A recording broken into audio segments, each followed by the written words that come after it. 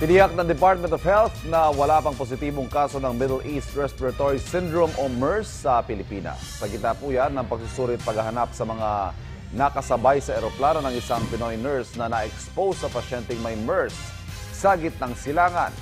Narito ang report. Mahigit 170 pa lang ang nahahanap ng DOH sa mahigit 400 nakasabay sa eroplano ng Pilipinong nurse na unang inakalang may Middle East Respiratory Syndrome Coronavirus o MERS-CoV. Ang ilan sa mga pasahero natunton sa ilang probinsya. Sa Cebu, na-quarantine ang 19 na pasahero sa Vicente Soto Memorial Medical Center. Pero negatibo ang resulta ng pagsusuri sa kanila. Sa Misamis Oriental, dinala sa magkahiwalay na ospital ang 5 pasaherong nakasakay din sa eroplano ng nurse na na-expose sa pasyenteng may MERS-CoV. Sinusuri pa ang mga ito pero hindi naman sila nakitaan ng sintomas ng sakit. May 5 ring nagrenseng na quarantine sa ospital. Nagnegatibo na sa sakit ang 2 sa kanila.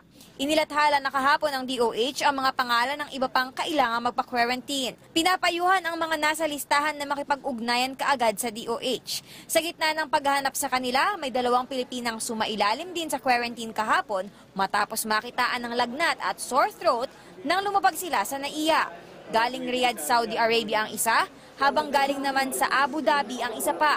Mananatili sila sa Research Institute for Tropical Medicine habang hindi pa lumalabas ang resulta ng pagsusuri sa kanila.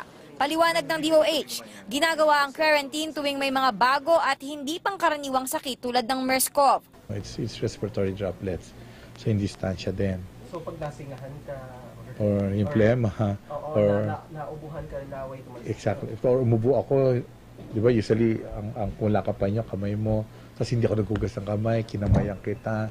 Kung nagpositibo naman sa sakit, kailangan manatili ng pasyente sa ospital para magamot. Para sa unang balita, Athena Imperial reporting.